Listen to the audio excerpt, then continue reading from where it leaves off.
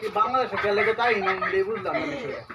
তো মানে আমরা বড় মামি কই আছে বাড়িতে আছে বাড়িতে আছে আর ছোট মামিটা গেছে গা কে লেগে গেল গা এটা তো বুঝলাম না বিষয়টা। খালি খালি খাইতো কাউ কাউ করতো খালি বড় বড় মাছটি খেলতো